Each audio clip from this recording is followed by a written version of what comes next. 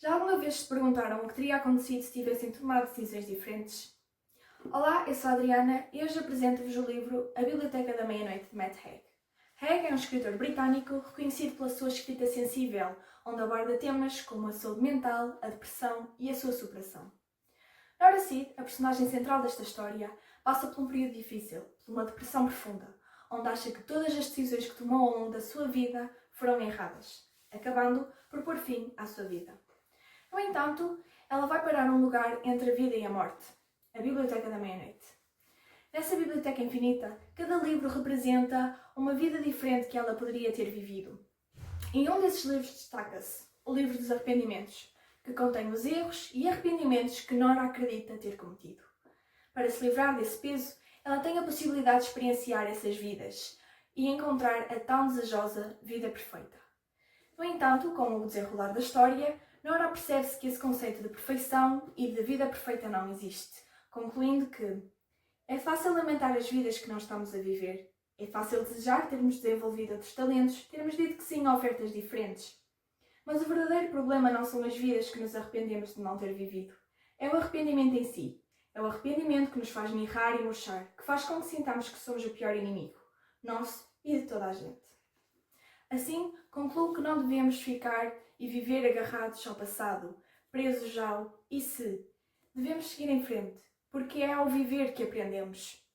Quando temos episódios de tristeza, de frustração, não nos podemos deixar ir abaixo. É agarrar esses sentimentos e transformá-los em força para podermos lutar por uma vida que vale a pena ser vivida. Obrigada! Olá a todos, hoje vou falar sobre o livro que escolhi para o projeto de leitura deste período. O livro chama-se Parque Jurássico, foi escrito por Michael Crichton em 1990 e foi mais tarde adaptado para filme em 1993. A história passa-se numa ilha remota, perto do território da Costa Rica. Lá, uma empresa especializada em engenharia genética teve a ideia de trazer animais extintos de volta à vida e usá-los como atração num parque temático. Porém, mesmo antes do parque ser aberto, as coisas saem fora de controle devido a sabotagens internas e a falhas na segurança, causando a fuga dos animais e a morte de grande parte da população da ilha. No final, os sobreviventes são evacuados e a ilha é bombardeada pelas forças aéreas que contêm totalmente a ameaça. O livro foca-se muito na ilusão de controle total, ou seja, que nós tentamos ter controle sobre tudo, mas que isso é simplesmente impossível. Agora vou ler um excerto que acho que resume esta ideia muito bem. O que é que está a passar lá fora? Ele disse. Aquela é a tua simples ideia? Simples? Vocês criaram novas formas de vida sobre a qual não sabem nada.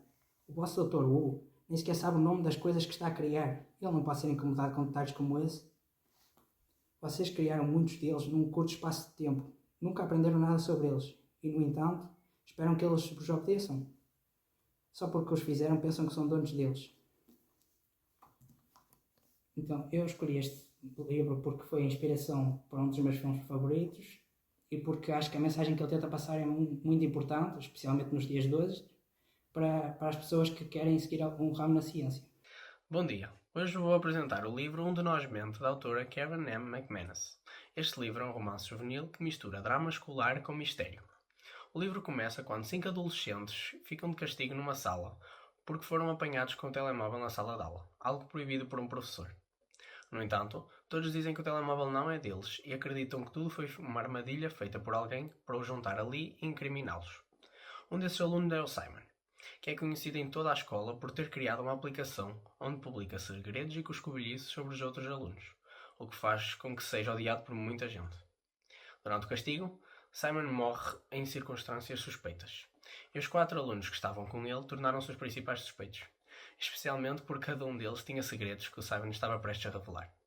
Ao longo do livro acompanhamos principalmente a história desses 4 estudantes, o Bronwyn, a Nate, Eddie e Cooper, e os segredos das suas vidas. A pergunta, quem matou Simon, existe, mas muitas vezes a história foca-se mais nas relações entre os personagens e na vida dos adolescentes. Na minha opinião, é um livro interessante e fácil de ler, mas acaba por focar-se mais na vida e nos dramas dos adolescentes do que no mistério em si, por isso pode não ter tanto suspense como alguns leitores esperam. Mesmo assim, é uma história envolvente que mostra como os segredos e as aparências podem enganar. Até que ponto podemos confiar nas nossas primeiras impressões? É a partir desta questão que apresento Orgulho e Preconceito de Jane Austen. A capa desta edição, marcada por elementos entrelaçados e delicados, sugere desde logo a complexidade das relações humanas retratadas na obra, onde sentimentos, julgamentos e mudanças se cruzam de forma subtil. Jane Austen, escritora inglesa do século XIX, distingue-se pela sua capacidade de observar e criticar a sociedade do seu tempo, abordando com elegância temas como o casamento, o estatuto social e o papel da mulher. A narrativa centra-se em Elizabeth Bennet, uma jovem inteligente e perspicaz, e no Sr. Darcy, cuja atitude reservada e orgulhosa origina uma primeira impressão negativa. Ao longo da obra, a relação entre ambos desenvolve-se de forma gradual, marcada por equívocos, julgamentos precipitados e conflitos interiores. O amor não surge imediato, mas constrói-se à medida que os personagens superam o orgulho e o preconceito. Deste modo, a obra apresenta não apenas uma história de amor, mas também um percurso de crescimento pessoal e de reconhecimento das próprias falhas. A principal mensagem da obra reside na ideia de que as primeiras impressões podem ser enganadoras, sendo essencial desenvolver autoconhecimento e abertura para compreender verdadeiramente o outro. Passarei à leitura do excerto que me cativou bastante. Em vão lutei. Não adiantará. Os meus sentimentos não podem ser reprimidos. Deve permitir-me que lhe confesse o quão ardentes são o meu amor e admiração por si. Este excerto evidencia o momento em que o orgulho cede à sinceridade dos sentimentos, marcando uma viragem decisiva na relação entre as personagens. Na minha perspectiva, Orgulho e Preconceito mantém-se uma obra atual, porque nos recorda que ver verdadeiramente alguém implica ir além das aparências. É uma obra que alia sensibilidade e reflexão, permanecendo por isso intemporal. Há 17 dias que não durmo. É com esta frase que se inicia esta narrativa inquietante de Haruki Murakami. O livro Sono conta a vida de uma mulher que tem o seu dia-a-dia alterado quando se apercebe que perdera a capacidade de adormecer. O que a princípio parecia um problema torna-se na realidade uma nova oportunidade, porque, apesar de não dormir, não sente cansaço, e assim, enquanto a casa mergulha no silêncio da noite e o restante da família está a dormir, ela pode ter uma segunda vida. Nesta segunda vida ela aproveita para ler, coisa que ela adorava fazer, mas que já não tinha tempo, e à medida que as noites se acumulam, trazem consigo novas reflexões sobre a identidade, a solidão e até mesmo sobre o desejo de fuga. O fascínio deste mundo noturno traz também uma inquietação crescente e faz com que a distinção entre o mundo real e o mundo imaginário se torne cada vez mais difusa. Através da sua escrita, Haruki Murakami faz com que uma sensação de estranheza seja sempre presente ao longo da história. Ele descreve muito bem o cotidiano e, ao mesmo tempo, adiciona coisas irreais, coisas surreais, que fazem com que esta sensação de que algo não esteja certo esteja sempre presente. O livro que vou apresentar chama-se Não Podem Magoar David Goggins. Este livro é uma autobiografia onde o autor conta a sua história de vida e como conseguiu ultrapassar muitas dificuldades. David Goggins teve uma infância complicada, marcada por pobreza, racismo e violência familiar. Durante anos, viveu sem objetivos, com baixa autoestima e até com problemas de peso. Uma das ideias principais do livro é que a nossa mente limita-nos mais do que o corpo. Goggins fala da regra dos 40%, ou seja, quando achamos que chegamos ao nosso limite, ainda temos muito mais capacidade para continuar. David Goggins foi oficial dos Navy SEAL e a única pessoa do mundo que completou a recruta de 3 diferentes forças especiais norte-americanas: SEAL Training, Army Ranger School e Air Force Tactical Air Controller. Ao longo de 20 anos de carreira, combateu no Iraque e no Afeganistão, tendo sido distinguido com 13 medalhas. Goggins completou mais de 70 ultramaratonas, terminando frequentemente entre os 5 primeiros classificados. Foi ainda recordista do Guinness ao fazer 4.030 elevações em 17 horas. Muito procurado enquanto palestrante, tem percorrido o mundo a partilhar a sua filosofia de domínio da mente. No fim de cada capítulo, o livro apresenta várias estratégias práticas, como sair da zona de conforto, enfrentar medos e criar hábitos de disciplina. Em resumo, Não Me Podem Magoar é um livro inspirador que mostra que, com esforço e força mental, conseguimos superar dificuldades e atingir objetivos que pareciam impossíveis. Será que aquilo que escondemos realmente desaparece ou apenas encontra outra forma de se revelar? Em O Retrato de Dorian Gray, de Oscar Wilde, seguimos a vida de Dorian Gray, um jovem de beleza tão perfeita que parece intocável. Tudo isto começa quando um pintor o retrata, captando numa tela toda a sua juventude. Mas é ao conhecer Lord Henry que algo muda.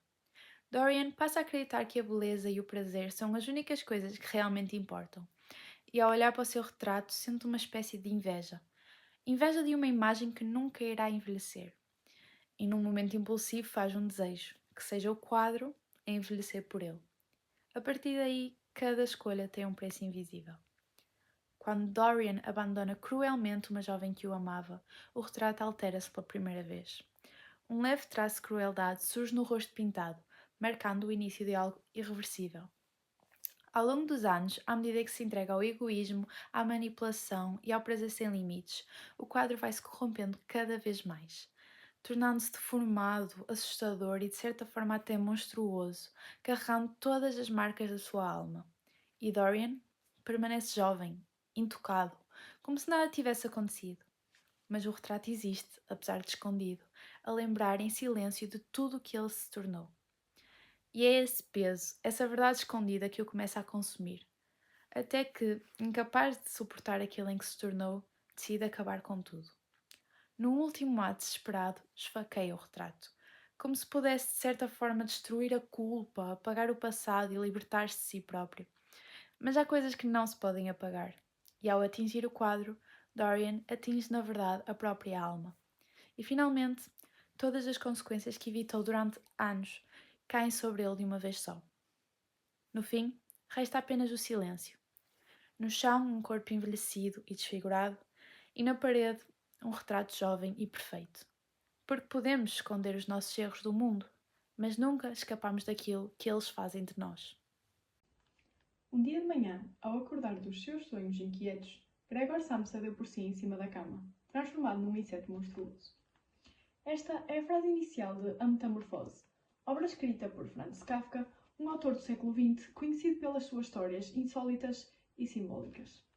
Neste livro, acompanhamos Gregor Samsa, um caixeiro viajante que, de forma inexplicável, acorda transformado num inseto. A partir desse momento, deixa de poder trabalhar e começa a ser rejeitado pela sua família, que antes dependia dele. Gregor é cada vez mais isolado, acabando até por morrer, completamente esquecido.